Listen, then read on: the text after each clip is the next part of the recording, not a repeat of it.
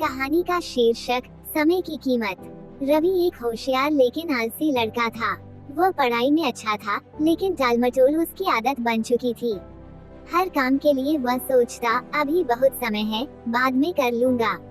परीक्षा के दिन पास थे, लेकिन रवि रोज दोस्तों के साथ क्रिकेट खेलता, टीवी देखता और मोबाइल में गेम खेलता। उसके पिता, जो एक घड़ी साज थे, अक्सर उसे समझाते, बेटा, समय की कीमत समझो, बीत गया समय वापस नहीं आता। पर रवि हंसकर बात टाल देता। परीक्षा के सिर्फ 3 दिन बचे थे।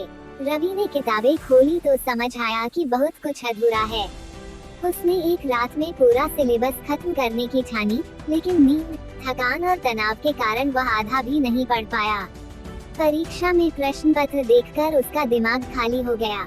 नतीजा आया तो रवि फेल हो गया। रवि बहुत दुखी हुआ।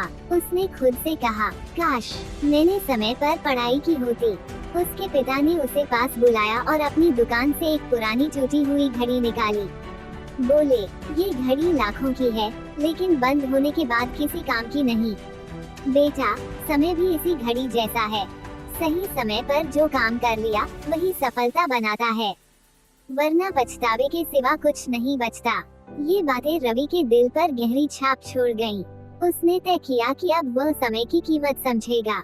उसने रोज का टाइम टेबल बनाया, पढ़ाई, खेल और आराम सबका समय तय किया। धीरे धीरे उसकी आदतें बदलने लगी। अगली परीक्षा में रवि ने अच्छे अंक लाकर सबको चौंका दिया। उसके दोस्त भी उससे प्रेरित होकर पढ़ाई में ध्यान देने लगे। रवि को समझ आ गया कि समय ही असली धन है। उसने स्कूल में भाषण देते हुए कहा, दोस्तों, पैसा खो जाए तो वापस आ सकता है, लेकिन समय नहीं। इसलिए हर दिन को सही दिशा में लगाओ। समय की कीमत समझो, वरना जिंदगी पछतावे में बीत जाएगी। रवि अब गांव के बच्चों को समय प्रबंधन सिखाता है।